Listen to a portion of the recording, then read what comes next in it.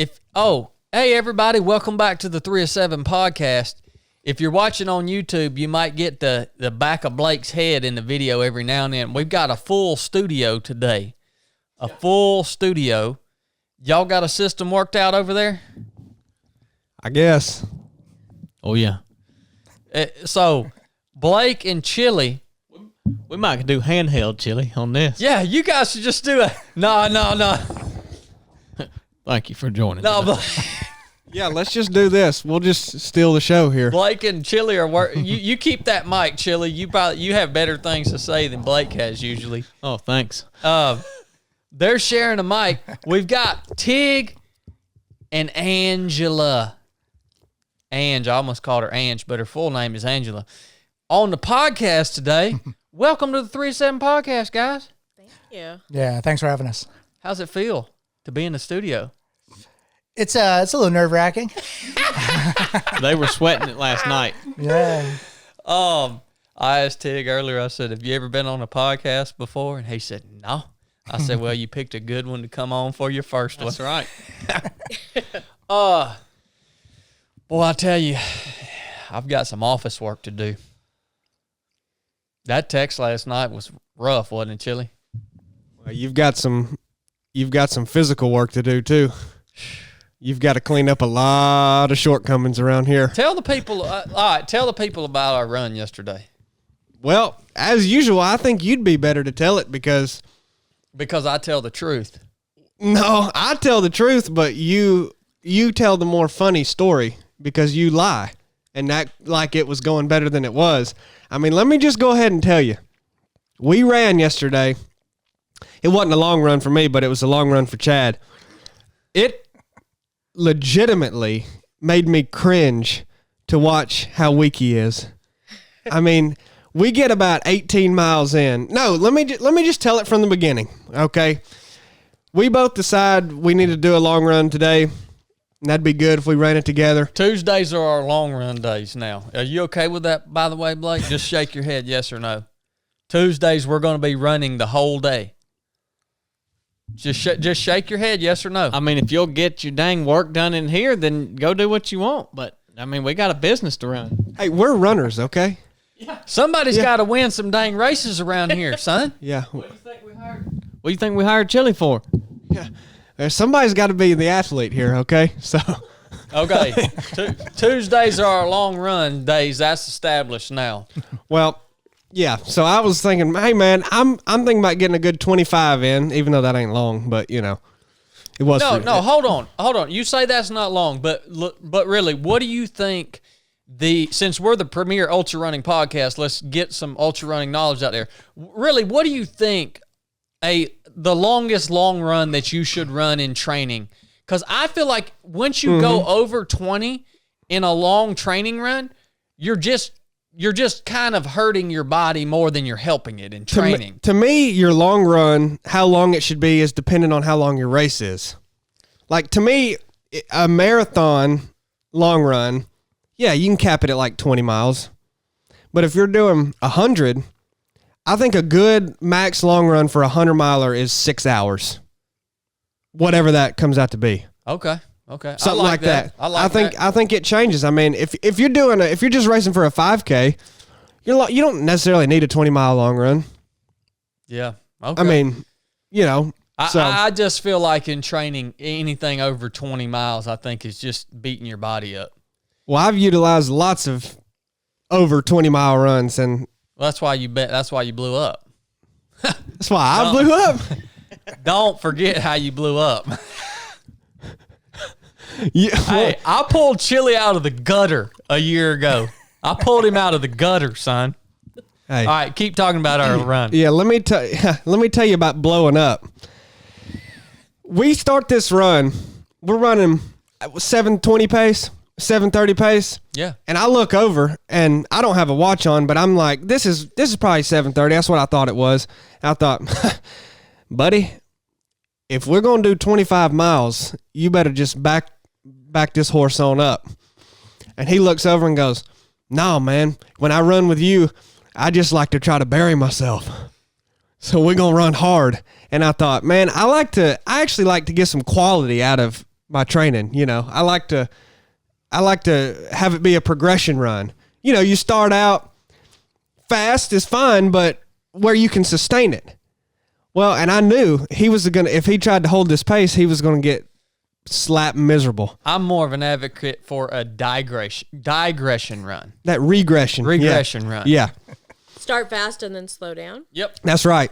That's Chad's philosophy. Especially in the wintertime, because you got to get warmed up. When you first walk out there, you're cold.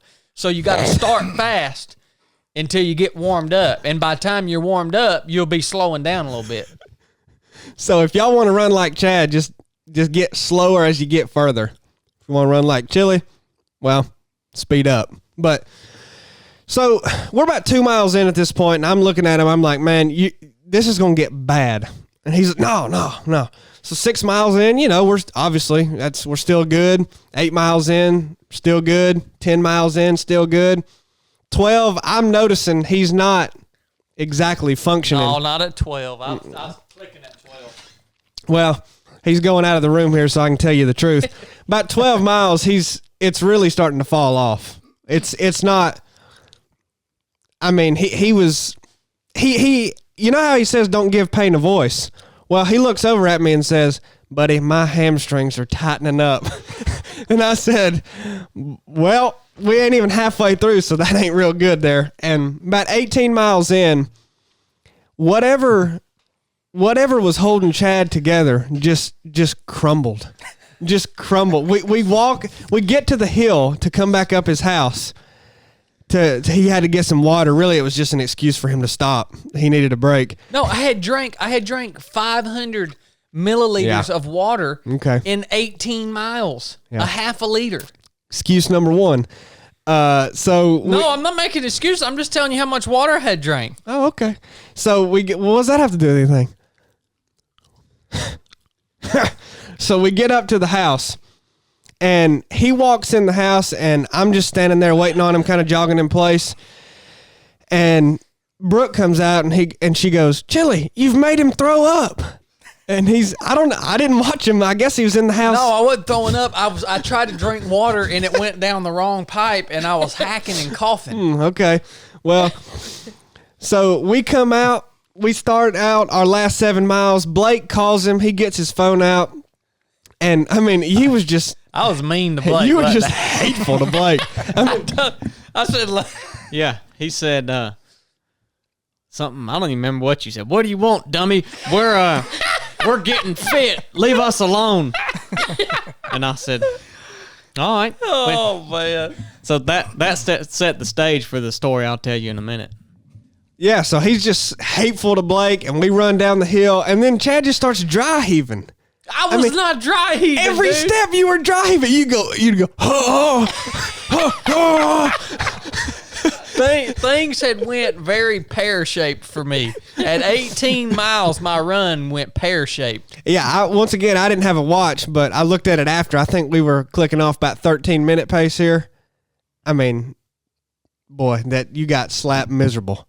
So we're on that trail. We're rolling. He's every about 5 steps. He's dry heaving, and we finally get down to the road. And hold on. What about when we came out on that top cabin up there? You remember what happened up there? Yeah, we're coming up a big. We're coming up a big climb, and he starts telling me, "I think you're hurting just as bad as me. You're just using me as an excuse, acting like you're just staying with me." And I said, "Oh, okay." So I just ran the climb and get to the top of it and wait on him for about 3 minutes and a quarter of a mile, and put a good 3-4 minutes on him. And he runs into this top cabin. He runs in there. He goes, "Hold on." I go, "What are you doing?" He runs in the house, stumbles in, and comes out with a kombucha or something. Yeah. What'd you have? Kombucha. Yeah, you drank about half of it. Put it back down, and we kept running. and then, right as I was hoping there was going to be a can of Coca-Cola in there. Yeah. Is what I was looking for. Wait, is this someone's house you know? Oh yeah. Okay. Yeah. Yeah, right as he comes, as he comes stumbling back out, here he goes dry heaving again. Whatever was in that drink made him dry heave again. So then we're about 21 miles in. We run down the hill. I mean, he keeps saying I'm struggling, so I just keep pulling ahead and then running back to him just to hurt his feelings some more. And then we finally get down to the road. We got about 2 miles left, so we run a mile out. And I mean, just it's pitiful. So I said, you know what? I'm gonna just run this last mile. I gotta open my legs back up. So I put a good 5 minutes on him in the last mile. Get back to the house, wait on him, and dude, you come stumbling in. He lays out on the floor, and he can't get comfortable. He's just moving. He's squirming all over the place like a freaking fish, and he's putting his legs up. I gotta get my legs elevated. And then when he did, his hip flexor started cramping. And he'd go, "Oh gosh, I gotta sit down." And then he'd stand up, and then he'd, "Brooke, close the doors. I'm getting cold. I can't regulate my body temperature in here." I mean, he's in a cold sweat. He's asking for food. Yeah. Did he get rhabdo? Oh, he's still got rhabdo. You know what I needed? I needed some of them Normatex. Yeah. You could have fit right in somewhere with them Normatex. I was hurting pretty bad, but Chili luckily had a tube of Vagisil, and he rubbed it on my hamstrings and my glutes. Rubbed it in nice and where it absorbed in my skin, and boy, I felt right good after that. Well, that's the beginning of the story. Then Chad calls me when I'm out jumping on the trampoline, and I said, "Hey, you going to come eat with me and Tig and Ange and Justin?" He said, "Oh, no, I don't even think I can stand up right now, Blake. I'm in bad shape. I don't even think I can stand up." So we go eat, and we get home about 8:30 or something, and I send a text out what we're going to do the next day. And then Chad pops off hateful again on there. And I said, well, someone's got to take some initiative around here and set something up, or we'll be waiting till tomorrow night. And he sends back these laughing faces. And I said, well, the only thing laughable around here is your lack of willingness to do anything but run. Office work. And I list all this thing that keeps 3 of 7 alive that he's been neglecting for about 4 months. And man, it's the first month of the year. He wants me to have the whole dang year planned out in January. We've got people waiting to hear back from us on the 50K. I do that on purpose.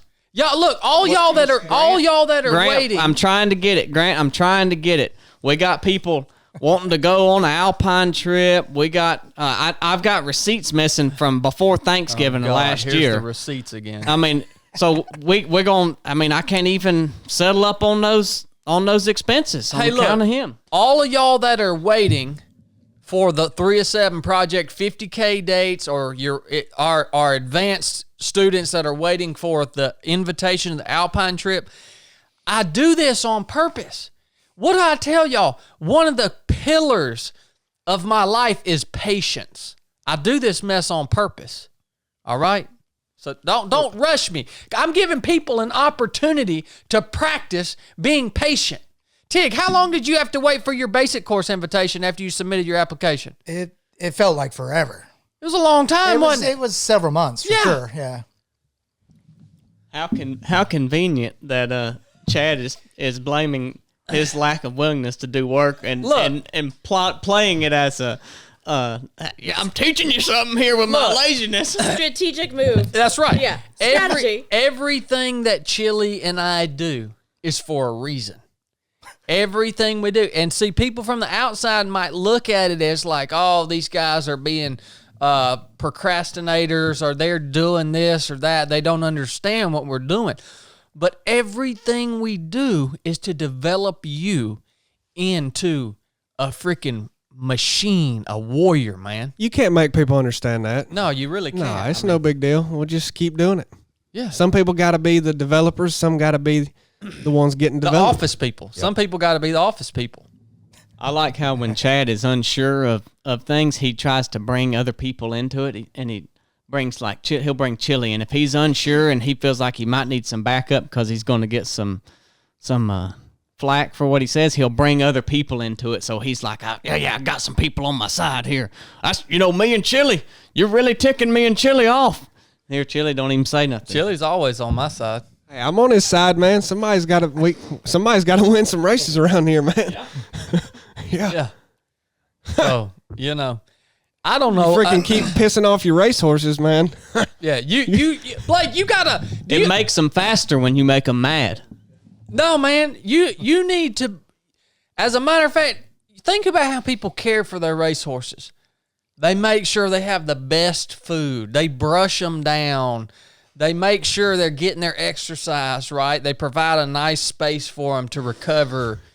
You need to think about this stuff. You know what I'm saying? I mean, You selling on yesterday's win, son. You got to do some things yourself. Practice what you preach. what are you talking about? People don't have to provide that I'm a stuff for you. racehorse, Go man. out and get it, son. Oh, I'm getting it. Good. Oh, all right. I don't know what. Look, that run, that is the first really long, hard run. I have taken a long break from training specifically in running. I've been, dabbling in this CrossFit and all this other stuff, and I've taken a long break. But now I do that intentionally with my running. I'll train up for a race, I'll race, and then I'll take a long break where I still run, but I'm not running a lot.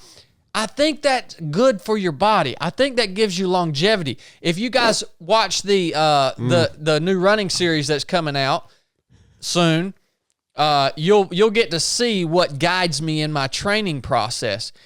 And so I'm coming off that break now. That was my first long run. And I wanted that run to be like that. I wanted to say, all right, I wanted my body to be like, all right, we're doing this again. And it did the trick. But I was reduced to A puddle. I was literally reduced to a wad of chewed up bubble gum by the end of that thing. Yeah, I hate to see you like that, man. You're my racehorse partner. I mean, we're in this together, and you were reduced to a crawl. Just call it like it is, Chili. He's your daddy. I'll tell you what, Chili. Hey, don't be freaking talking like that. Chili, you missed a grand opportunity to get some content for the sticker club yesterday. Well, I mean, dude, imagine what you could have got for the sticker listen, club, man. I'm not your social media you type. It's the sticker club. Well, hey, I'm not pulling out my phone to video you. So what is That's your gig. What is the sticker club? Well, the sticker club, man. All I'm gonna say is, by the time you hear this podcast, the sticker club will be live on the 307 Project store. All right, and it's an exclusive club. I'm not going to give you too much details. You're just going to have to figure it out on your own. You want to have all of them. Got to catch them all. You got to catch them all. That's all I'm going to say. You want these. You want these stickers. They're limited. I'm going to go ahead and tell you, they're limited to 100. There's only 100 of each. And if you don't get it, They're gone. Don't send me a message 3 months later saying, hey, that sticker with whoever, can I have one of those? No, there's 100 in existence. That's it. We don't even have any of them. There's just 100. So if you want one, you better get it. And we're going to have more coming out down the line. And if you want to be a full-fledged member of the 307 Project Sticker Club and you don't have every single sticker in the collection, you ain't it. You ain't in it. So you better get on it now. That's all I'm going to say. That's a good description. Y'all go look up, even if you don't buy a sticker, just go look up the pictures of them. They are hideous. Where can people find the sticker club at? The 307 Project store. What are you talking about? 37project.com, and Yeah. then you click the store. Yep. Okay. I'll attach a link to the sticker club in the show notes of this episode. Yep. Yep. Where you go to buy, your logo sticker or whatever, they're going to be under the same section of the store, and you'll see them. It's going to be big.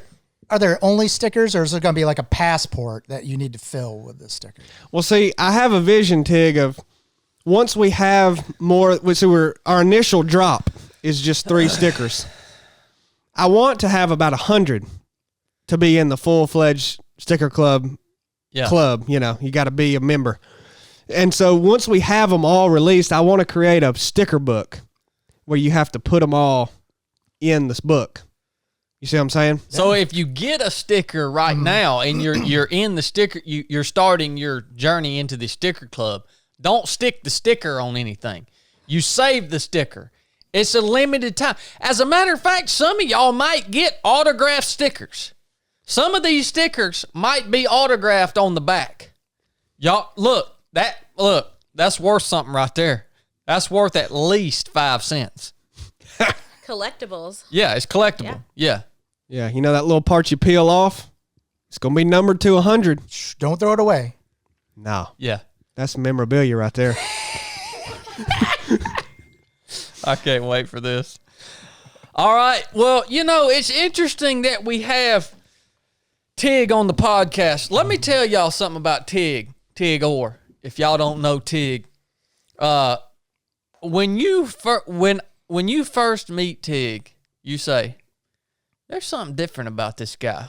There's something special about this guy."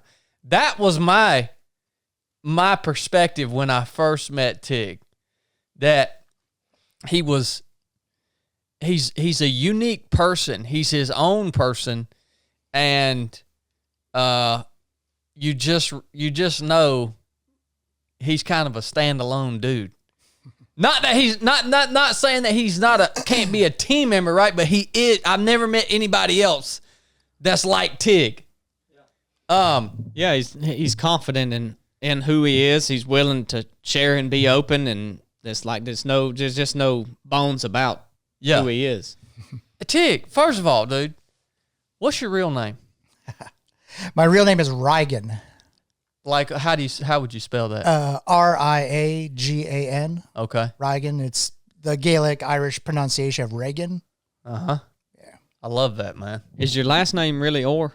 It is. Okay. Yeah, ORR. How did you get the name Tig? That's a long story. This podcast is not long enough to Just tell that tell me story. how you got the name Tig, man. my Give dad- me the high level view of My it. dad gave it to me when I was little, watching Winnie the Pooh on TV, and apparently either he dropped me or something. And you've seen how Tigger comes into Pooh's house, like he rolls across the floor and crashes into the door and everything. Apparently I did something similar, and he said, "You look a lot like a Tigger."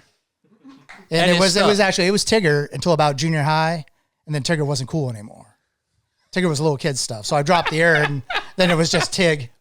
And it's been Tig since. Nobody calls me Rigan, and my mom doesn't call me Rigan. Yeah, it's That is pretty cool, been Tig, man. Tig all my life. Yeah. Angie, when did you guys meet?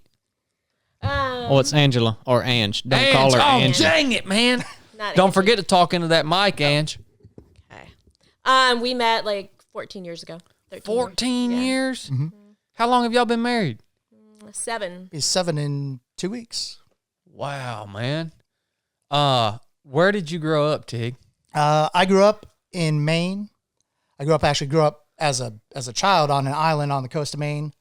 And then we moved. It was connected by bridges, but we moved inland when I went to high school because that's where high school was. So I grew up there as a kid, went to high school in Maine, then went to college in Vermont. And lived all over New England up until 2009 when I moved to the West Coast.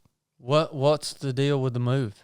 I mean, that's up in Maine, that's a culture, man. Like, those are some special people that live up there.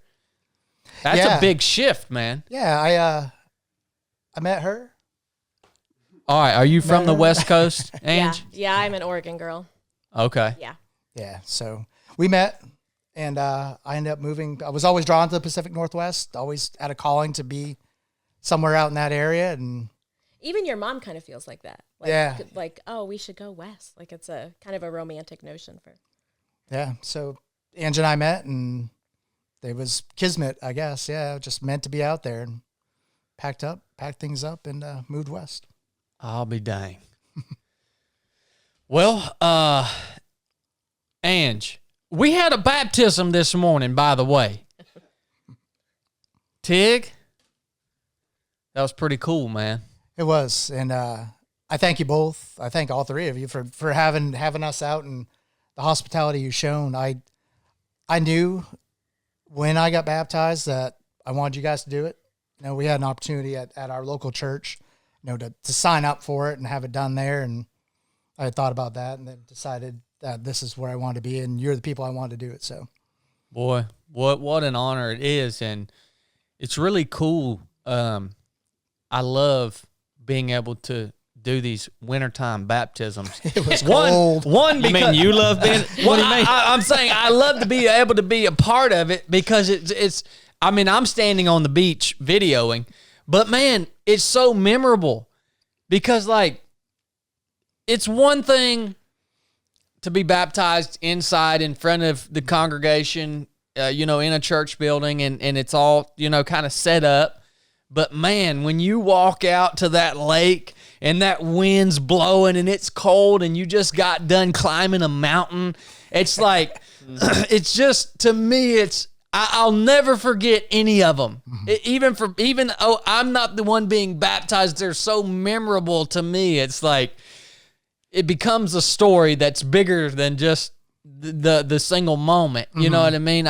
I'm so thankful that God's called us to be a part of, that aspect of people's testimony and faith. I mean, I told you this morning when I prayed, I said, well, I guess I told Jesus, I said, it's just surreal to me. It really is surreal to me because maybe you don't understand.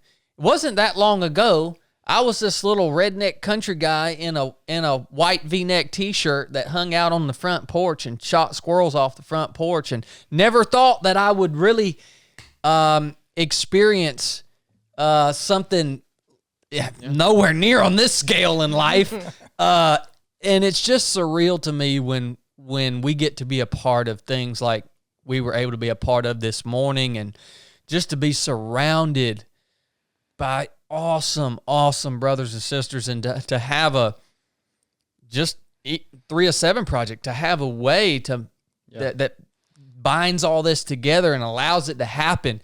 It's literally like this morning I just kind of had to like pinch myself like, man, this is real. Look at all these people in the house right now. Like, look what we just all did together. It's like, holy smokes, man. It never gets old. Well, go ahead, Tig. I was just going to say, it really is a sense of family. I was telling Angela just in the short drive over here to do the podcast that it really feels like family. The way you open your home to all of us that had the PT this morning, and then, to break bread or have breakfast together, and just the conversation. And it really is a family feeling. The 3 of 7 family, not just the project, but the family. Yeah. Yeah, it's crazy, man. Yeah, and I mean, what's cool to me is we get to be around people of good character, and like, the races, the business owners, the whatever, like really any healthy person can go do that. Any smart person can go run a successful business, or fit person can train and go win a race. But to have good character and to be around people like that, to me, means so much more than, people get excited like, oh, I get to be around this person who did this spectacular thing. And really, it's just, I appreciate so much more being around people that have good character, because those skills and abilities can be learned and taught and grown over time. But character is something, I mean, I guess you could argue that you could learn some of that, but it's going to take a really long time. It's got kind of something you've got to live. Yeah, and I think we talked about that a little bit at the Proving Ground just, a couple weeks ago, about character. What do you look for in people that you want in your circle? Yeah. And character above skill is the primary, the primary thing. Yeah. That little talk that me and Aaron had at the Proving Grounds, that was fun for me. Was that fun for you guys? Yeah, it was interesting. It was, questions that I've had in the back of my mind about your time in the teams and whatnot, and to have you talk a little bit about that, was great. I thought that was a lot of fun. That was the first time we had done that. Yeah. So, I intentionally, I'm going to ask you a question, Ange, and I just make sure you're talking to that mic now. Okay. I intentionally didn't ask you this morning, like, where are you with faith and your spiritual life? Like, I don't know anything about you. I grew up in church. My dad was a pastor, so it's no kidding, man. Yeah. You married this heathen? Yep. I tell you what, they're like just clapping today, seeing him get baptized. Yeah. Sent my mom a picture. But yeah, so church has just been a part of church, and Jesus and all of it has been a part of my life forever. And yep, I married a heathen. No more. No more. Yeah. Well, and Tig, your life has not all faith hasn't always been a part of your life, right? I No. mean, you've had a pretty bumpy road, right? Yeah, I didn't grow up with going to the church at all, really. I guess my dad was a Methodist, a lay preacher, but that was even before I was born. But we didn't go to church. I maybe went to Sunday school once in a while, just like if I had a sleepover at a friend's house and they happened to be going to church the next morning, Yeah. I'd end up going to church and Sunday school. But yeah, no church for me until I met Ange, pretty much. Really? Yeah. Yeah. So what were you doing in your younger years before you met Ange, Tig? What was your life like? It was busy. I mean, I was married before. I had a previous marriage, which was good. I've got 2 wonderful kids. I was an athlete. I raced mountain bikes for years and years. And then got into triathlons. I did triathlons for several years. And then, until I didn't, I guess. Yeah. Uh-huh. But I did not know you were a mountain biker. I raced competitively for maybe 3 or 4 years. Downhill, primarily. Dude, I got a trail at the house. I wish I would have pulled a mountain bike out and let you hit that downhill trail. I did But not you know haven't that. raced for, I mean, It's once been over a decade. west, yeah. Okay. Yeah, part of my move west, actually, to finance that trip, I sold my bikes, which I had quite a stable. I sold them all, and then eventually I bought I have a road bike now, a cross bike. It's like a cross bike, Okay. but yeah, I used to race competitively. Was ranked in the nation at one point. No kidding, dude. You gotta break that part of your life down. I'm trying to understand where you were at. So what your life was like then. I'm trying to understand that because I don't know anything. All I know is the now Tig. Right. Yeah. You know what I mean? Yeah. It was good. I mean, everything I did revolved around bicycles. I mean, I hung out at a bike shop. I went on group rides. I was, part of a team manager for a downhill team. I ran endurance, like 24-hour bike races, So that was your thing then. That was all consuming. Yeah. Now why did you back off of that? When I moved west, I moved away from my team, my support system, and again, I had to sell my bikes as part of the move, and I just never got back into it. I never found people when I got to Portland. We're in Portland, Oregon. I never found, even though there are a lot of cyclists there, I never found a group to get involved with. It just, I had other things going on, trying to find a new job, and just got wrapped up in day-to-day life and never had the free time to get back into biking. Yeah. So what were you doing professionally in your earlier years? Was biking your job too? Was that? No, I had several jobs. I worked for Home Depot for many years, both in store and in a corporate environment. Then different thing. I worked at a casino. I did IT work for a casino with slot machines for several years, and yeah, just kind of all over the place. Okay. But once you moved out to Portland, like I'm not super sporty or running and biking. Like that's just not my thing. And so like, how was he going to meet? Like we just didn't have a group of people that we were connected with. Where did you guys meet, on the East Coast or West Coast? What? Okay, you go. In between, we actually met on the internet. Yeah. Okay. It was online, as they say. How'd that first date go? The first time you guys saw each other in person. Really well. Did it really? Yeah, it was good. Yeah. We've been talking Yeah. back and forth for so long. Okay. I mean, it's kind of one of those things like, who does this work out for? I mean, this is before like internet, like, Oh, that's the thing now. yeah. Oh, I mean, it Yeah. was not a thing Yeah. then. But yeah, we were like, who does this really work out for? And then we were like, well, I don't know, maybe us. Like, so yeah. Okay. But we both went through divorces, and Yeah. so it was like we started over Uh-huh. at mid-30s, and yeah. So what has got you to the point that you are now in your faith, Tig, like in your spiritual life? Like how did that transition go? I mean, how'd you end up here? That's that's she always tells the stories better than I do. But I think I was always a searcher, looking, and I actually even through my younger years and up through college, I'd look a little bit at Buddhism, because I was in college, and that's what a little bit of that, and Christianity, and I took little pieces and parts. I always considered myself spiritual, not religious. Certainly wasn't a follower of Jesus, but I wasn't taking that off the table either. I was trying to take the best of a little bit of everything.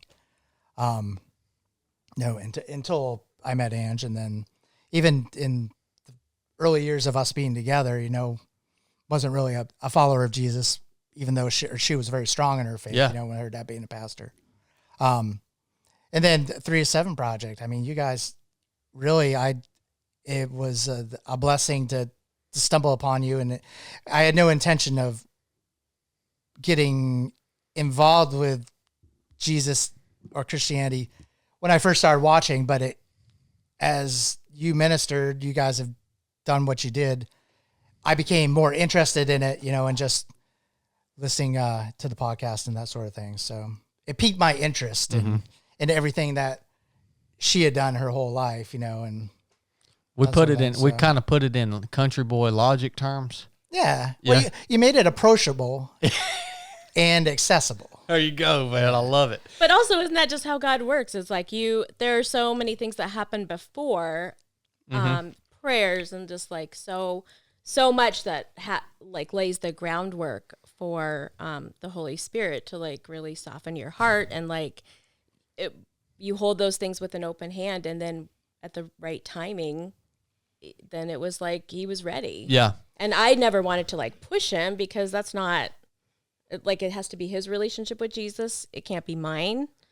I mean, I have my own, but he needs to have his own. Yeah. And so I really didn't like push that very much. Well, that's what I wanted to ask you, Ange. Like, how was it in the early years of you guys' relationship? How was it being married to someone that didn't have the same foundation of faith that you had?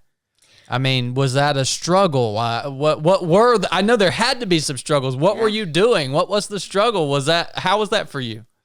I had been part of a really big church, like a mega church, and been really involved there, and just like through divorce and all life changes, like was really disillusioned. And so the fact that like Tig didn't have like church baggage was, I liked that about him. Like that he was sensitive to spiritual things and like didn't belittle my faith, even though he didn't share it, but he like wanted to hear about it. But I liked that he didn't have the baggage that comes sometimes with, probably a lot of times with people that have been in church for a long time. And so I liked that about him, rather than the other way around, where you're just like, oh, I wish he would come. Like, it was like, good. Like, it's freeing. Like, we all have a different path. And so, I mean, the first couple of years, that's how it was. And then I really missed a community. And so we went to a church for a little while, but, we went when it was convenient. Yeah, we tried on several. Yes, tried on. Nah, just not a good fit. Like the ones that we tried, here and there, and just couldn't find a good fit. So how was that for you, Tig? Like being injected amongst this body of believers that all believed in this one thing, and you weren't there yet. It was uncomfortable at first. I had no interest in taking communion. That was uncomfortable for me. Yeah. And we even went to some classes. And I was interested in the historical side of the Bible. A lot of that interested me, though. Me too. Yeah. But still wasn't comfortable being involved in the spiritual side of it, really. Yeah. Yeah. I bet that I still get uncomfortable when I go to a church building. It's too many people. Just, But we really haven't been part of a church. But that has, like, no, you are part of the church. Right. Yes. Yeah, you're right. But that has been something that I think for me is really, like, I have missed that so much. Yeah. And that community, to have a support system and stuff, that was like, it got harder. Like, I really wanted that and prayed for that. And Tig, you were basically willing because you saw that Ange wanted that, needed that, was yearning for that. You were willing to stay by her side. Oh yeah. And at least seeking that out. Of course, yeah. Yeah. That takes a lot of courage, man. I couldn't imagine going to it'd be tough going to a meeting, a church meeting, and being like, well, I'm here. I don't really believe this, but I'm here. I mean, That's what it's for, right? yeah. I mean, Right. you know, that's really what it's not, it serves multiple functions. It can serve the function of, it's a local church body. Yeah. That's, you know, yes, we've defined what the church is, but there's also, you know, local churches. You live in Portland, Oregon, so there's a local community of the believers that live there, and you meet together and talk through things you're struggling with and worship. And then there's also this aspect of, well, we're making a place for people who don't believe or are struggling like with this that. or struggling with that. So that's really what it's for. You know, I like that so much, man. I think that's. But I think when you're part of a church for a long time, like growing up in church, and that's all you know, you can almost become like, I don't want to say numb, like that sounds too harsh, but like it just is, it's all you know. Yeah. So you do like the Bible studies, you do the women's ministry things and the moms groups and all of that. And then when I kind of felt like when I needed support, then it wasn't there. And it was like, wait a minute, what was this all? What were we really a part of then? Mm-hmm. If when you actually are the one that needs support, you don't have it. yeah, they almost look at you with glazed over eyes like, wait, what? You're struggling with something? Like, we're not supposed to talk about that. Right. Right. Like, oh, wait, no, Yep. we're good, put you on a prayer chain or something. Yep. And then like, wait a minute, but that just seems backwards to me. And so I really didn't want to go to church for a while, quite a while. Which I feel like guilty even saying that, but that's the truth of it. No. You know. I'm right there with you, Ange. Tig, you mentioned earlier that you were interested in the historic aspect of the Bible, which is probably, I think you can't even dispute it as the number one book that's ever been written. And it's not just one book, it's multiple books, and there is historical value there. But you also said that you had some general knowledge or understanding of other religions, Buddhism or whatever it may be out there. What's interesting to me about the difference between what Christianity, what people say, how is this not the same as all these other religions? Well, for me, I don't know of any other religious ideology out there that tells you cannot do it. Every other one tells you should do this, this, this, and this in order to achieve this. Am I wrong by saying Christianity is the only one that tells you, no, you're screwed. You can't do it. If you do this, this, and this, if you pray and you face a certain direction or you martyr yourself or you do, none of that's good enough, right? Yeah. There's this cornerstone that is Jesus that makes it stand apart from every other religious ideology out there. You can't work your way into it. You can't. Yeah. You can't. And that's what makes it so unique.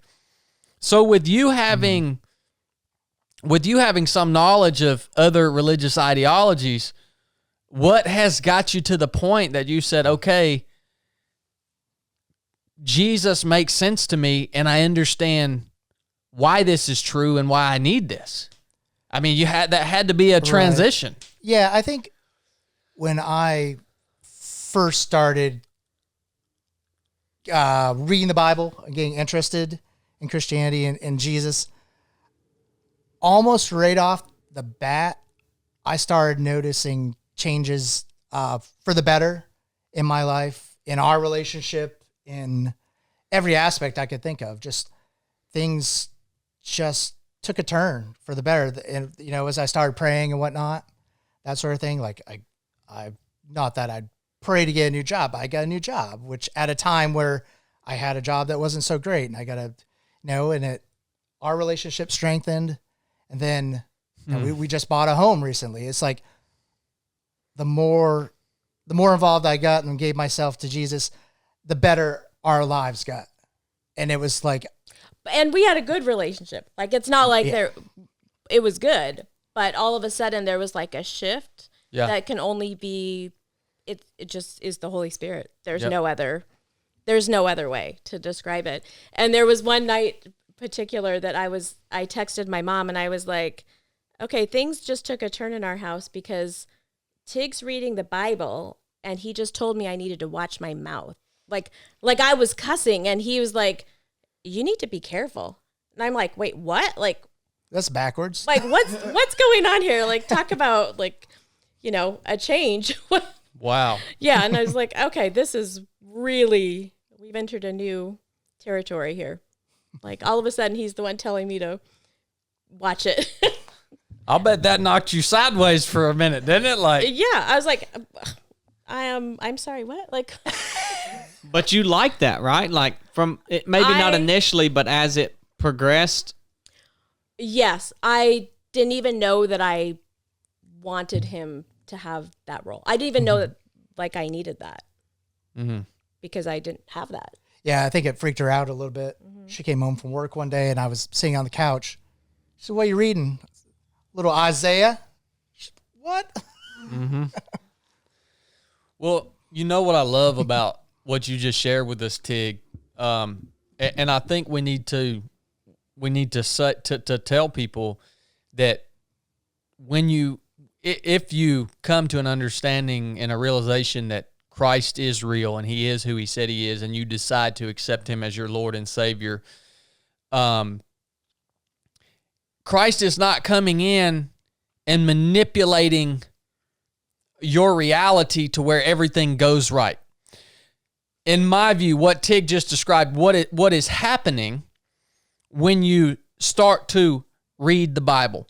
The principles of the Bible,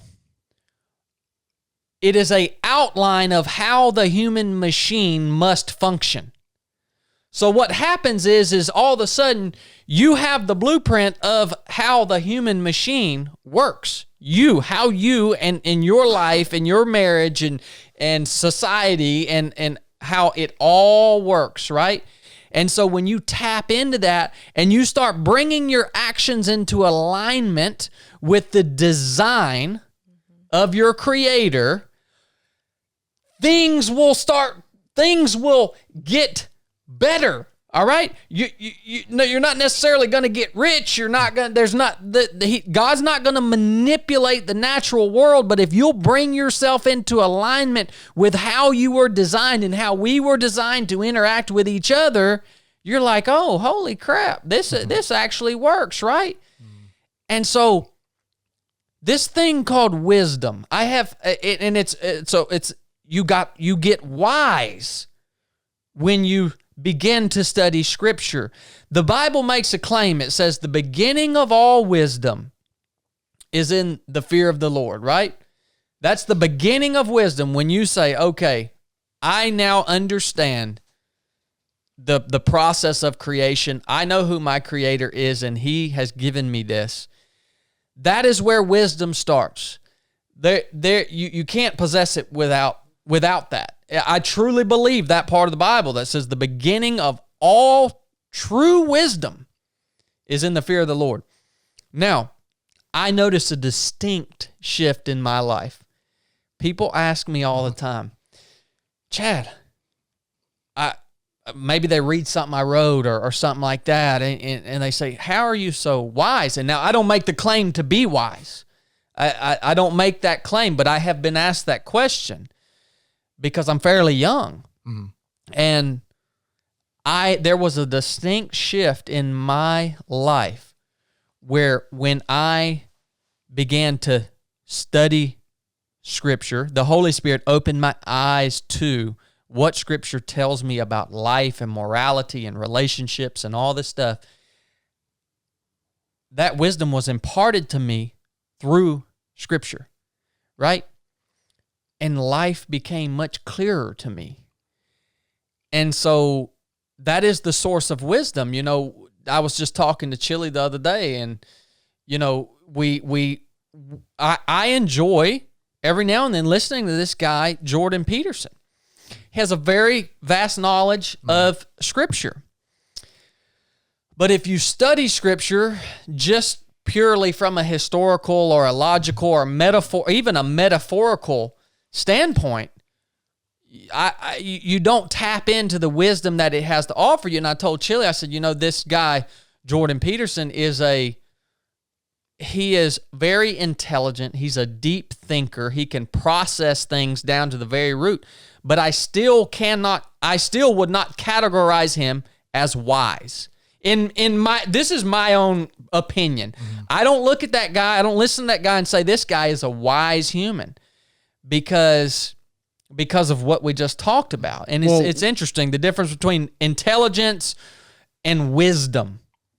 Well, I've said it before. I don't say that I like or dislike people that I've never met, and I haven't met Jordan Peterson, but I love the way he I like listening to him. He thinks a lot like you. Go through things. Yeah, your process of thought. I just do. I like how he articulates arguments and everything else, and a lot about him. But you know, when you say wisdom and you're talking about wisdom, and he's read the Bible a lot. You know, he's very familiar with so many things, and you know, what you read doesn't say the beginning of all wisdom is from reading Scripture. It doesn't say that. Yeah. It says the beginning of all wisdom is from the fear of the Lord. Yeah. I mean, that's an interesting distinction. You know, it's like just reading this is not going to translate to wisdom. I love that distinction. You have to read it with the proper whatever you call it, like position in your heart. You have, that's almost a precondition to extracting the wisdom, true, deep, meaningful, applicable wisdom, is that posture of your heart. That's the word I wanted. The posture that your heart is when you're reading that. And we don't ever know, like, what someone else is processing in their own heart and in their own mind, because who knows? He could be having a whole experience. Exactly. And, we don't know what he. And I like that. Like, especially these days with podcasts and YouTube and all the things that we have access to, that, I mean, we're all just really working out our own salvation, like in reverence before God and wow, like that is so cool that, you know, here we are sitting here talking on a podcast with like ultra runners, which that is so not, I mean, talk about ironic, like that's bizarre. But talking about Jesus, that's the thing we have in common, and working out our salvation, our own salvation, just like Jordan Peterson is doing the same. Yep. And by no means are my comments on him, I don't mean those to be derogatory. I'm just saying from the minor little bits that I've heard from him, that is my perspective. You know what I mean? Yeah, I'm not sure. I don't know what I mean. I don't have any form of judgment on what he thinks or what he's going through. It's all positive with me. I appreciate how he can have a discussion with anybody. I do too. And work through points. I love it, but I like hearing like other people sort through stuff. Like it's like a study of the human experience. Well, it's interesting because a lot of the things or the preconceived notions of life, or a lot of the beliefs that we have, if they're not deeply rooted in Scripture, a lot of the beliefs that we have about life are actually flawed when you get right down to the root of them. And if you try to formulate a a notion of life or truth that's not rooted in Scripture, I don't even know how that's possible, because there are an infinite number of angles you can approach it from. Yeah. And so that's why I think so much wisdom can be extracted from Scriptures, because it gives you a root outside of yourself. It gives you a foundation outside of yourself that then you can build upon. You try to formulate. I'll tell you an example. One of my truths in life that was just completely destroyed yesterday was that the human will was the biggest part of the equation in a person's struggle. So if you're struggling with something, my perspective was, well, you're just not mentally tough enough, obviously. Like, you can will your way through this. That's not true. That is not true, right? Now, I thought that was true for me because that's what I'm able to do that in a lot of ways, but it's because I have other things in place that are supporting my will. But you're really not able to do that on your own. Saying that you're mentally tough enough to will your way through is to say that you can do it all on your own and you don't need. Well, I'm mainly, again, this is again why a lot of this for me, I've developed this concept, that is true for me, but it's not truth. I'm talking about the physical things that I do. Yeah. Even. That's more what I'm talking about. I'm not saying that I can will my way through everything that life throws at me, but even the physical stuff that we might be experiencing. Yeah, but who's to even say how much of that is truly things going the way? I mean, certainly you got to put the work in, right? But I don't know. That'd be a whole nother discussion. Yeah, I'll break that down. I'll break that down later. But anyways, I think wisdom is really the knowledge that you get out of the Bible applied, and that's when you're able to get the wisdom that the Bible has to offer you. You know, one day I would like to really do a study on wisdom. Mm-hmm. Like, really try to define it. How does Scripture define it? Because I think a lot of times the perspective of wisdom gets overlapped with intelligence or knowledge or something like that. The most wise people that I've ever met, and take this for what it's worth, from my perspective, it's the most wise people are the people who don't act like they know everything. They don't act like they know what they don't know. So I think in this world, especially the social media world, I think that's amplified it. We want people to come on there and talk about what they know. Like, I know this and I know that. And the wisest people I've met don't pretend like they know things that they don't know just for the sake of looking good, And that, once again, that's a Jordan Peterson characteristic. I can't help but bring him up. I don't think he gets on there and acts like he knows things that he doesn't know, and I really appreciate that. But that's actually something that, I loved about Tig when I first met him, is that he just is solid. Like, when you talk about wisdom, yes, the Bible, all of that, there's a spiritual wisdom that comes with it. But then there's also, just practical wisdom and life, and that's, he's principled, and he has this, depth to him. He doesn't have to prove himself. He's not going to say like you said, he knows something that he doesn't. He's I don't know about that. What, let's figure it out. Or there's no bravado that he has to prove something. He's not going to fake it. He's brutally honest. And I love that about him, and adding this whole new level of the spiritual part of it is just I don't know. It's so no, that makes sense. It's incredible. And I think through the basic course and even into the proving ground, for me, some self-confidence, some self-doubt, or self-confidence issues and self-doubt mainly revolve around the question, what do I bring to the table? There's this team here.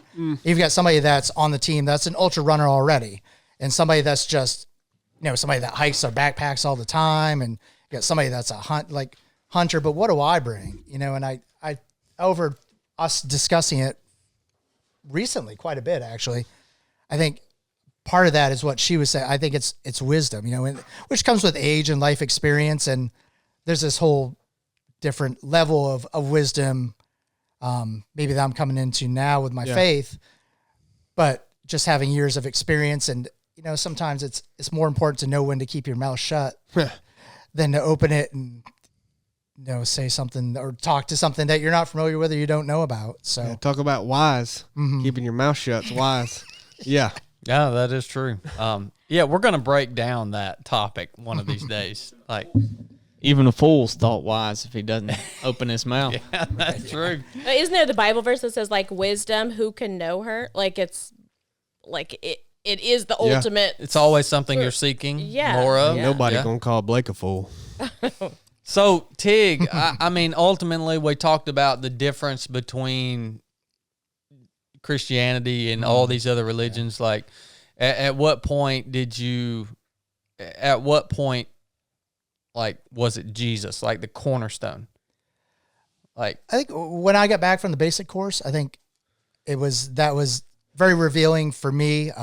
Some of the things we do out on the course, the reflection on our lives and hearing your teammates reflect on their lives, was kind of a catalyst for me to pursue Jesus further and to look more into that. And I think I'd gotten home, you know, after we were done, that was the beginning of March. And I think May 31st, we were sitting on the couch watching something on TV. And I think I asked Ange about getting, how do you get saved? Like, what do you have to do to be saved?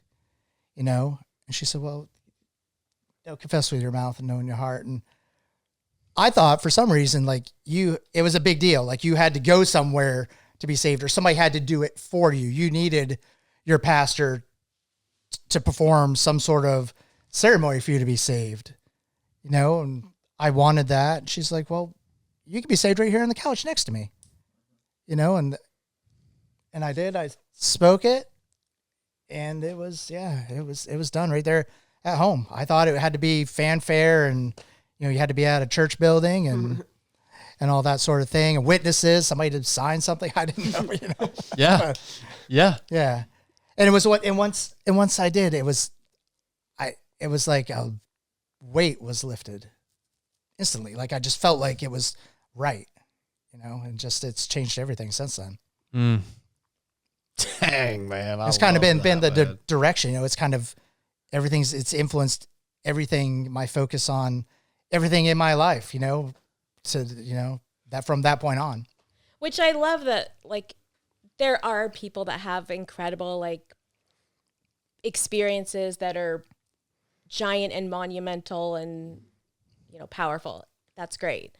But I think, like, there's something really just, what's the right word? Like, just practical about just living your everyday life in a principled way and sitting on the couch being like, you know what? Wait, I want Jesus. Like, I'm going to ask him right now. And like, it just feels,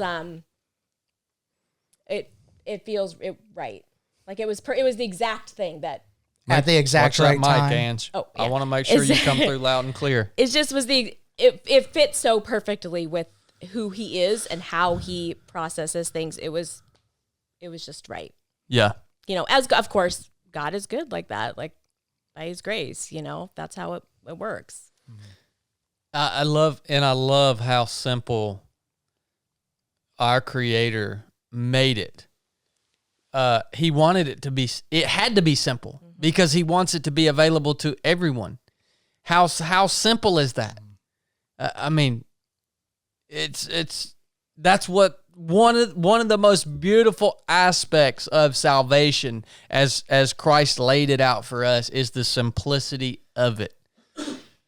And yeah, you don't need all of this fanfare and you don't need all of this stuff. It's literally something you can do anywhere. It's something that you as a follower of Christ can share or walk through anyone with. And it's it's just so beautiful. It's just so simple. It's just beautiful, man. Yeah, that's a beautiful part, small part of your testimony that can help other people, because there's a lot of people out there that still think just like you thought, like, well, yeah, I want to get saved now, but I'm not a member of a church, or I got to wait for the altar call, or I've got, all these things have to happen. Mm-hmm.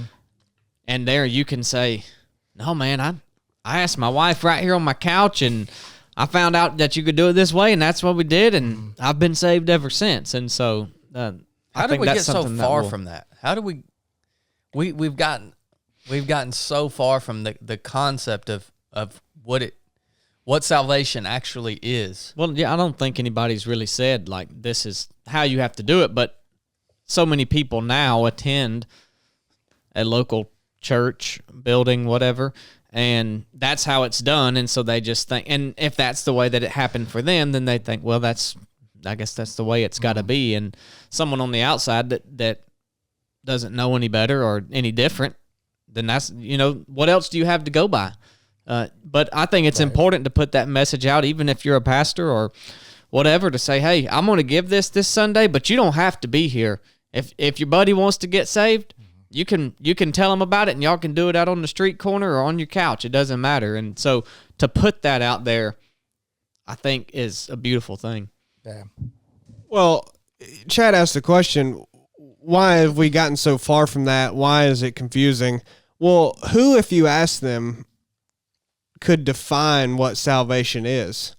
Like, a lot of people don't have an answer ready for that. Yeah. I mean, even leaders.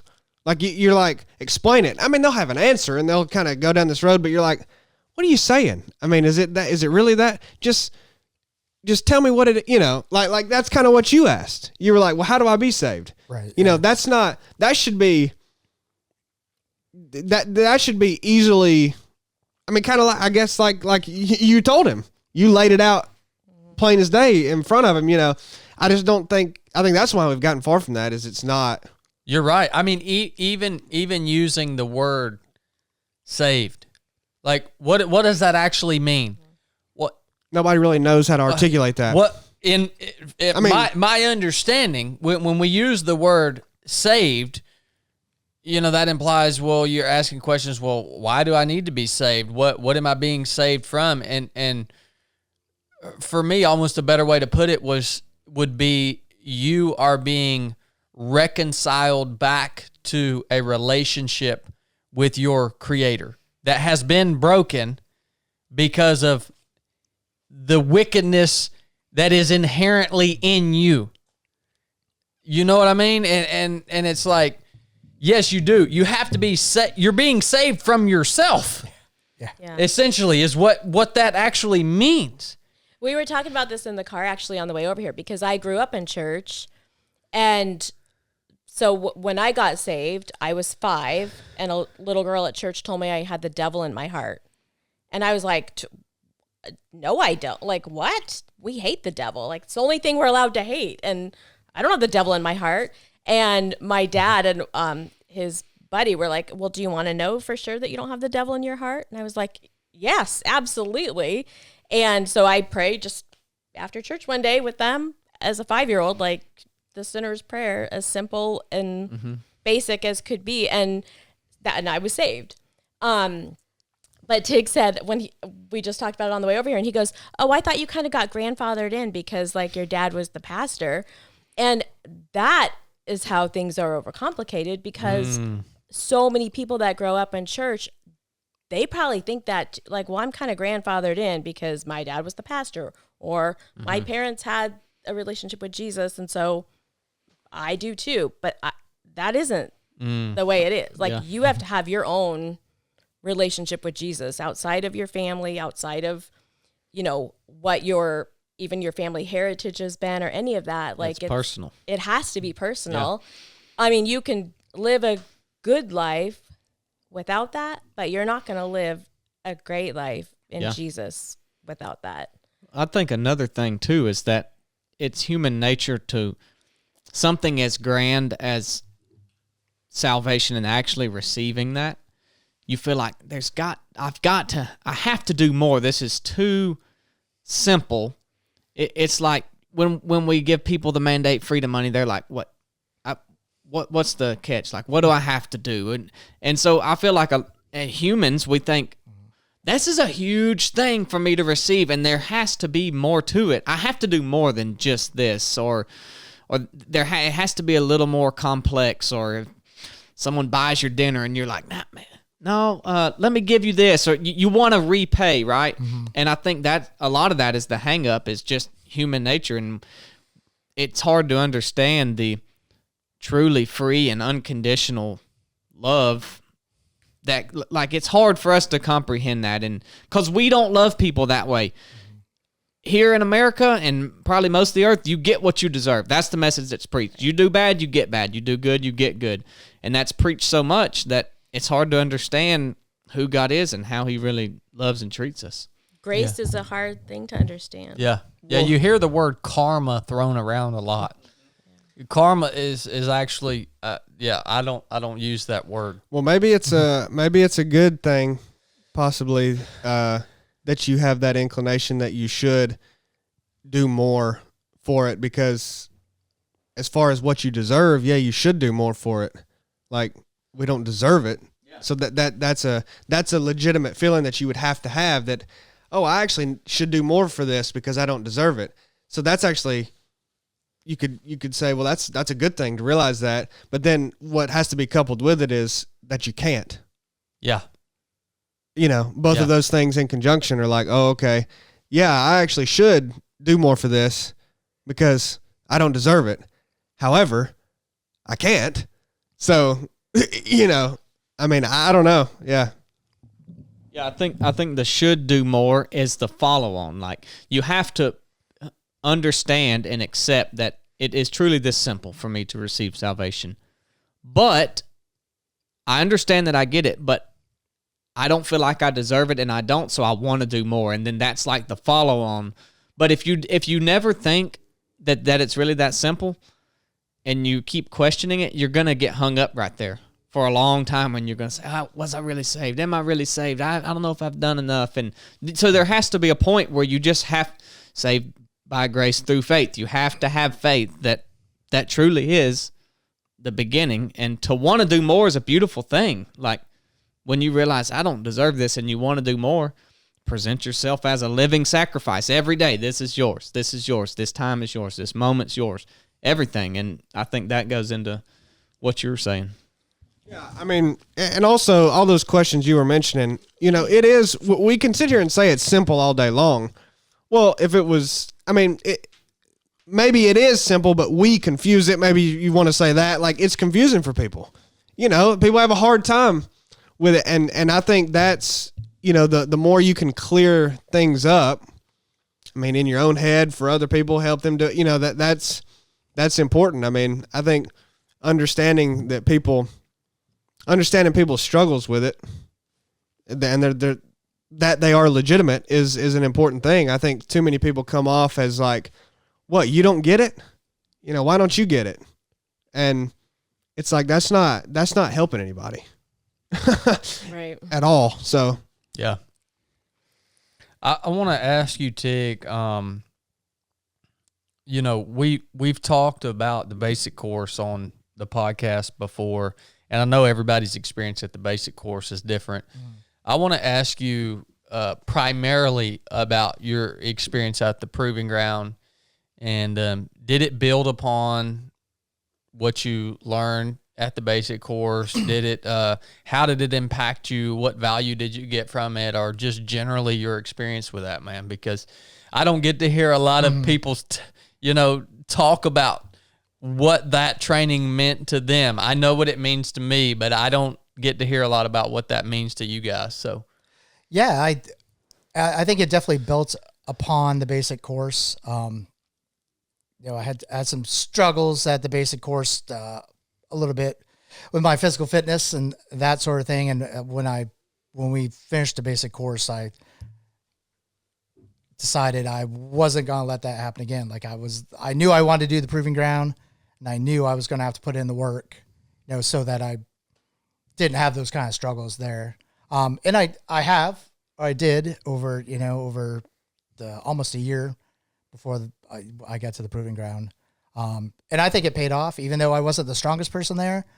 I felt strong the whole time, and that was huge. And I came away from it feeling good about myself, and everything else that went along with it was fantastic. The land navigation, or just everything that we did there.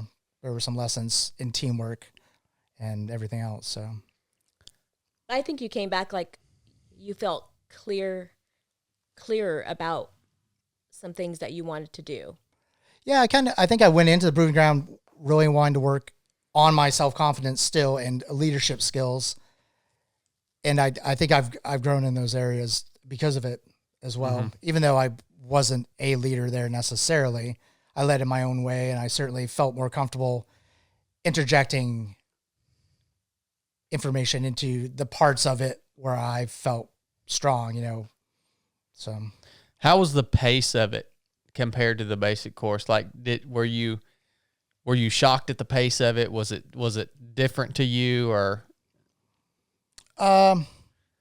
you know what I mean as far as pace, just the intensity of it? Yeah, I think the intensity was certainly higher. I think I got more out of the basic course. I think maybe just because a smaller group, a smaller team, whatnot. But I think I enjoyed the proving ground more.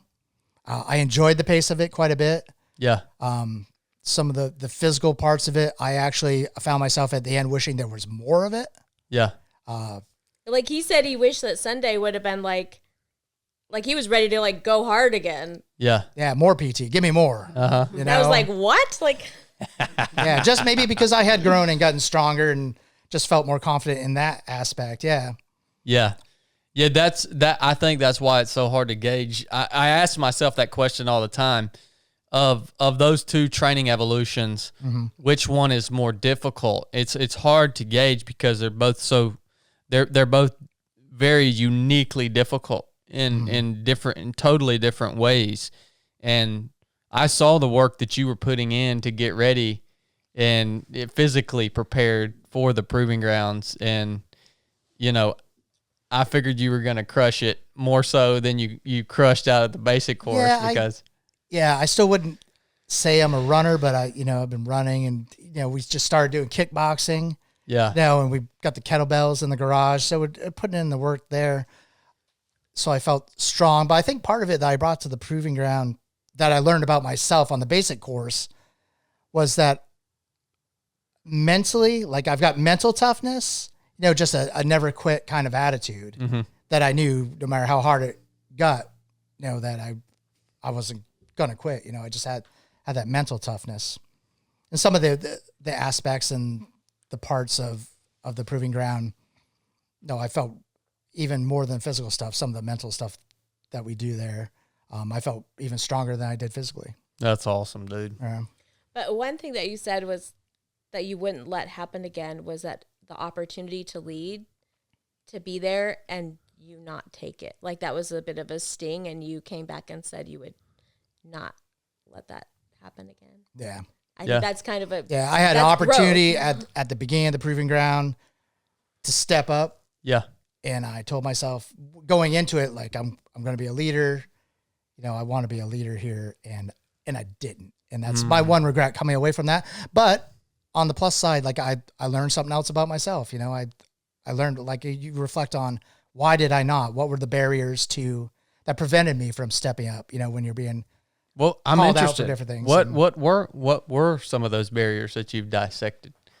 I think the biggest one was my fear of failure and not being a leader or being the leader that I want to be in my mind. Yeah. Somehow. Yeah. Yeah. I get that. Yeah. Yeah. I've been in similar scenarios where you have aspirations of what you want to do, but then when you get put on the spot all of a sudden, it's like, oh my gosh, and then if you don't seize it in that moment, it's too late. Mm-hmm. Yeah. That's awesome, man. He said, well, that will never happen again. Like, I'll remember that minute. I love that. That's a huge, huge lesson, man. Yeah, we'll see what happens in the Alpine mission. And that's why we train, right? So you came there, and had you not had that realization, then maybe when it really counts in life, when it's time to step up, you wouldn't have done it. But now you know what that feels like when it's time to step up. You know your tendencies, and you can say, "Oh, I've experienced this before, and I know what to do, and now I can do it." Yeah. Do you guys have to use the restroom or anything? Everybody good? All right, because I want to dig in real quick to how you guys have been dealing with life where you guys live. Obviously, with everything that's been going on with coronavirus and all this stuff, you guys are in an area, Portland, Oregon, that I think everybody's heard is a tough place to be and has been a tough place to be for the last 2 years now.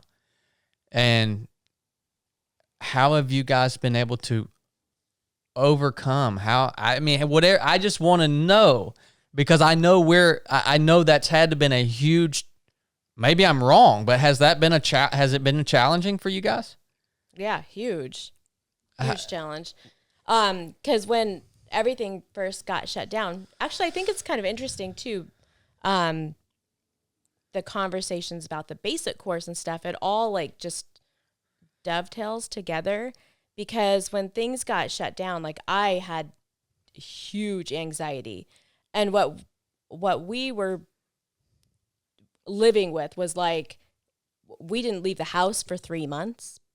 We like barely, there was a time we had to run to Home Depot, and we were like in the parking lot trying to decide, like, do we go in, do we not? Like, if we get it, then we're going to give it to Granddad, and what if he dies because we gave it? Like, we were having just about running in to get like something at Home Depot. Like, I know.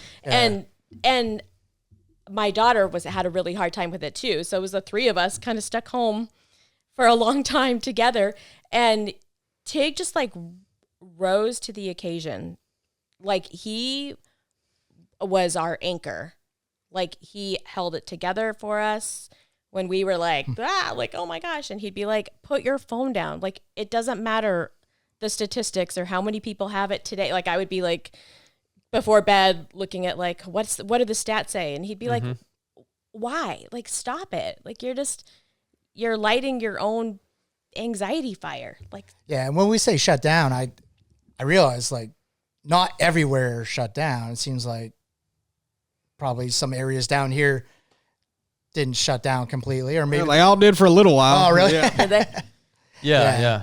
But yeah, it's everything. The city, I worked for the city of Portland, and we closed up shop, and I got like 3 weeks off paid. I just go home, stay in your house, don't come out of your house. It was crazy. Yeah. But in hindsight, crazy. Was that before the basic course, or had you done it? I think just before, maybe. Yeah, just before. So you. Oh no, you did it. This is interesting, because the genesis of all the training that we do was the coronavirus. It was when we had the realization that, like, this is a huge part of it anyways.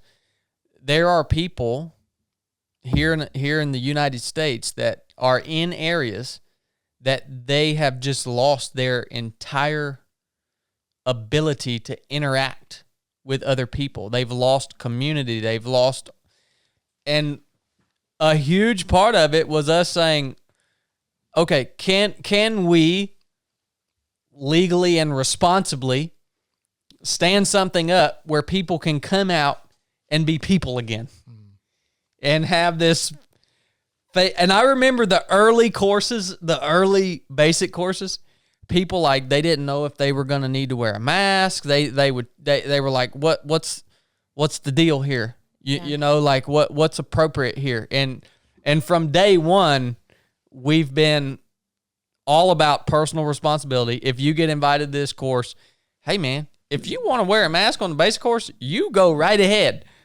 But there are no requirements here, you know? And so I think that was one of the most powerful parts, the most powerful things that I'll remember for the rest of my life, is knowing that we could provide a place for people to come, to train, to grow, an environment where people can be face to face, can social distancing in the wilderness is actually dangerous.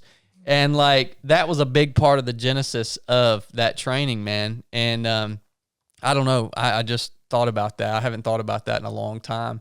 But so as far as like emotionally, have you had struggles with anger or any of that based off of what's going on in your community? I mean, has that ever crept in, or frustration, or whatever you call it? You know what? Maybe a little bit. I feel like we're so far past that now. Yeah. Like even in our little community that we live in, we moved to. Well, we moved out of the city, so that tells you something. Yeah, we moved. So you guys made a move. We bought a house specifically outside of the city of Portland and outside of our county. I mean, it still is the Portland metro area, but that says a lot. Yeah, totally. How were you able to be that anchor for your family through the difficult time, Tig? What was driving you? What were the tools? Because don't tell me you didn't have stress on you, knowing that you were the anchor for these people that needed you. I mean, what was that like day to day, man? Yeah, I don't know. I don't have a good answer for that. It wasn't anything that a conscious effort, really. But I think in general, I tend to be that way, to step up in times of trouble or need. Like several years ago, Angela stumbled down a flight of stairs and she fell. It cracked her elbow pretty good. Probably needed stitches, but I don't think we went to the hospital. And I don't like blood necessarily. Like I'm not good around that sort of thing. But like I just sprung into action, that sort of thing. It was just intrinsic, or somehow it's just step up when you need to step up. I don't know if it's just a sixth sense. If somebody needs your help and there's nobody else there. But sometimes I've thought, is it because I am pretty high strung and kind of a control freak? And so if I don't need anything and I can like take care of myself, then he doesn't have to step up. Yeah. I mean, that's humbling to say, but I think there's some truth to that like, that was maybe the first time that I was like, I have no idea. Like, I don't know how to even carry this anxiety and this burden. And he it gave him the opportunity to like really be helpful to me in a way that we hadn't had that experience before. And for my daughter too, at the same time, like he came in and was strong for us. And I'm so thankful for that. But that was before the basic course and stuff. So I think there was a lot of things like leading up to his experience at the basic course. But she didn't think I was going to go. She asked me, she's like, "You really going to do that?" Like, I don't know. If you didn't think, I don't know what you thought. Tell me about that, Angie. Well, he doesn't like to. I mean, Ange, my bad. That's okay. He says he doesn't like to travel alone. Like all the unknown parts of it, like that is so out of his character. Like he wants to know. Like before we went to dinner last night, 3 days ago, he read the menu, like knew what was offered. Structure. I went to listen to some old podcasts and heard Blake talk about how much he loved Blossom Hill. So shout out to Blossom Hill. Food was great. Yeah. But he's like, here's what we're going to need. He plans it out. He's got stuff laid out. If we're going to the airport, he's like, we're there 2.5 hours early, even if we are going to sit at the gate for an hour and a half. Like that's the way he is. So for him to go on the basic course and not know exactly where he's going, for one, and like not have a lot of information about it, I was like, he is going to bail the day before. Like, he's going to be like, no, I don't know. I have a cold. Were you, what's up? I mean, how'd you, that being so out of your character, Tig, I mean. Well, I think that was part of it. And this whole evolution and journey I'm kind of on, and I don't know how to explain it. Not reinventing myself, but trying new things, you know. Yeah. And my mantra for this year, if you will, is do hard things. You know, you got to step out of your comfort zone. That's where the growth happens. It's when you step out of your comfort zone and you're doing new things and you're pushing yourself in whatever aspect that is, physically or mentally, emotionally. You know, if you want to grow as a person, you've got to do things that are new and hard. You got to do hard things. Mm-hmm. So like that's now my focus. So that was a beautiful first step into that, right? Yeah. Flying all the way to the East Coast to do something you didn't even know what it was going to be. Stepping off into the woods with 7 other strangers.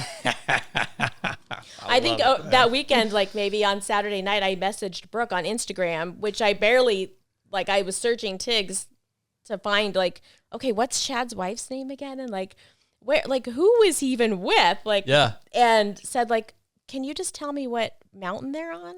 Like, where are they at? Like, has anybody had to call in for a helicopter yet? Or, like, just because I had a slight panic all of a sudden, like, but he came back in one piece. That's awesome, man. I love hearing these stories. These are the stories I don't ever get to hear, so. Well, dang, man, this was an awesome conversation. I mean, to hear just the progression of your spiritual walk, Tig, to get to learn a little more about the details of that. I think there's a lot of wisdom in there, and I think there's a lot of things that are going to help people work through something similar to what you had to work through, man. Yeah, and I think in talking to Justin Shealy yesterday, I think if one person can take something away from this, if it can change one heart or one mind, then it's all been worth it. You know? And part of the reason I wanted to come here and do this in person, you know, as opposed to Zoom or a phone call, and it just means the world to me.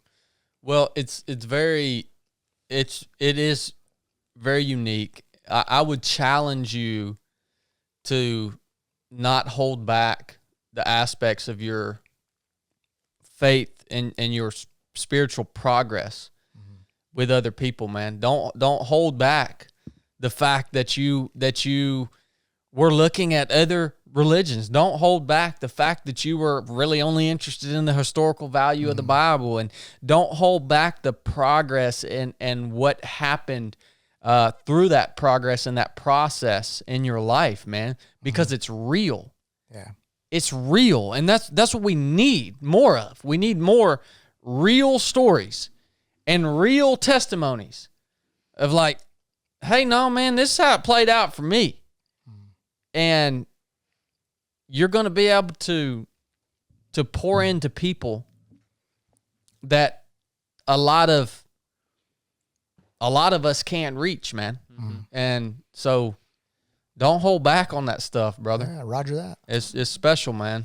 It really is. Thanks. I would say too, Tig, I mean, maybe part of it is holding back, but I think another part of the reason why people don't share things or maybe hold back, and maybe unintentional, and for me myself, is if you don't take the time to go back and dissect it and actually pull out the lessons and put words to them, like I think you kind of see the value, but my challenge to you and to both of you is to go back through your story and really put words to the lessons that you learned in each situation, so that you can, and that just comes with reps, but so that you can explain it to other people, because I don't feel like you're the type of person to hold back because you think someone may not want to hear it or that it's not valuable, because of the stories I've heard where you tell them to stop spraying bleach on their groceries and shut it down at Christmas. You're the kind of man that's going to stand up and say, well, this is what it is, and like it or leave it, this is what I think. But if you would spend the time to really dissect that, you got a lot of valuable stuff that's going. If you don't do that, then you're doing a disservice to this whole generation right here. So it's worth taking the time to go through it, and same for you, Ange. Yeah, we'll do. Yeah, Ange, and I'm glad you decided to sit in on this conversation. I did not know I had no clue about you and your back intentionally. To be honest with you, Blake can say what he wants, and I told him yesterday that I didn't come to dinner because I couldn't get up and walk, but I could get up and walk. Well, not really. The reason I didn't come to dinner is because I love being able to sit down in this environment and learn about someone for the first time. I told him that last night. Okay, I really do. And it was so cool to be able to meet you. We met at PT this morning, but I really met you for the first time sitting down and having this conversation. And that's really special, man. She almost didn't come to PT either. I took like 5 times of saying, you should come to PT with us. Well, I thought like PT was like, I was mixing it up with PR. Like, you guys are going out to set some record, and like, I'm going to go for a walk. Like, so. Well, the track we were on this morning, unless you're old spry chili over there, it's a hike. Yeah. I think one thing I did want to say too was that maybe because we're older, I mean, there's an impression maybe from my background or church and stuff like that you have to wait for some kind of calling to like do the thing, share your story, share your testimony, that you have to wait for some opportunity. And, you know, if you don't do that in your 30s or your 20s or whatever, like you missed it. And then what? So, okay, well, you just go on doing your life, but you don't share it. And I feel really kind of convicted about that because, like, I just don't think that's true. Like, you're right. Everyone has a story, and it's valuable to someone, and it's valuable to more people than you think it is. Right. But it's like being vulnerable in that way. You can't control, like, how someone else is going to receive it. And I'm like, want to make sure it, like, looks like, let's tie it all up with a nice bow and make it look pretty. But like struggles aren't pretty. Like you go through stuff, you make mistakes, and it's like sometimes you're climbing in the house, like puking after a big run.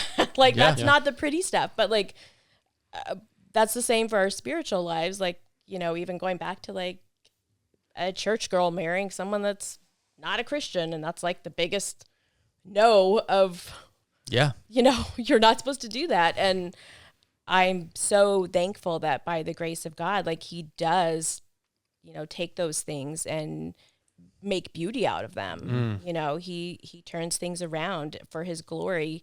And I feel like that's something that we got to remember. Like a mistake doesn't, it's not your life.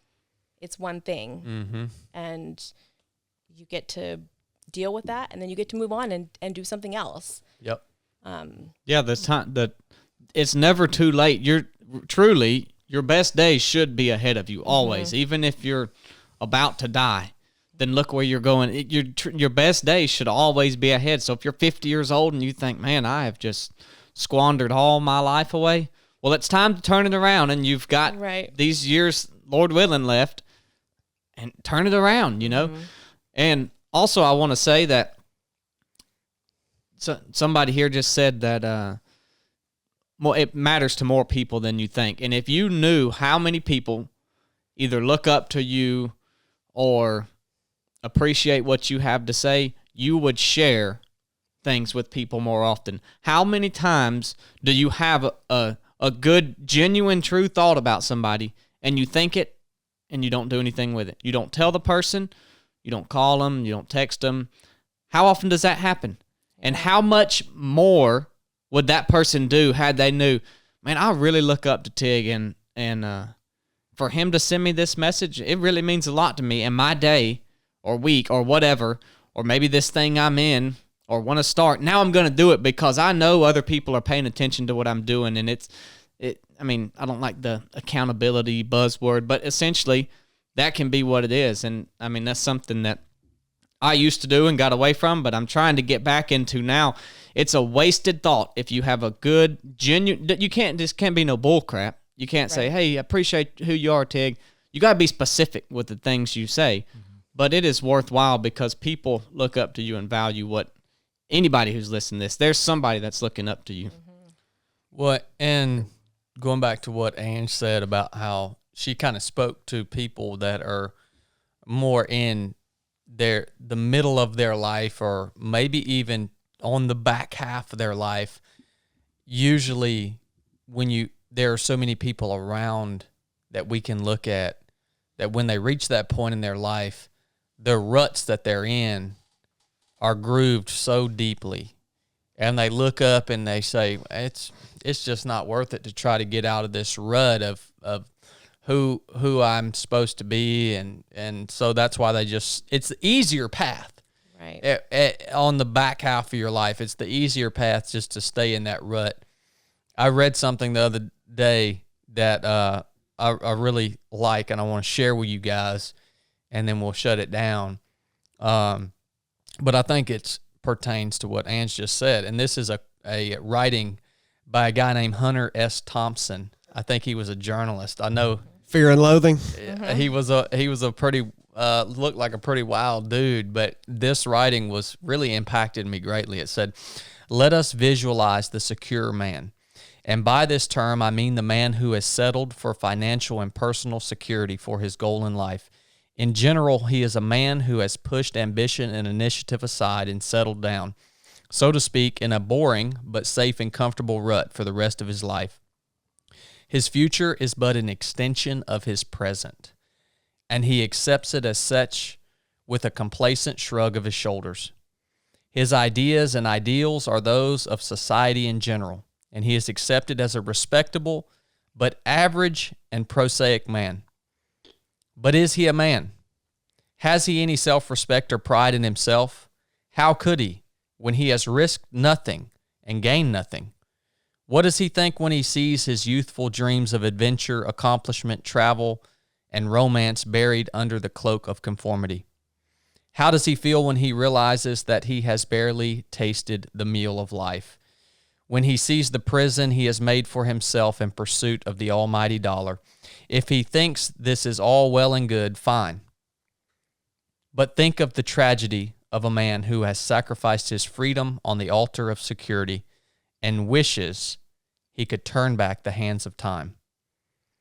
A man is to be pitied who lacked the courage to accept the challenge of freedom and depart from the cushion of security and see life as it is instead of living secondhand.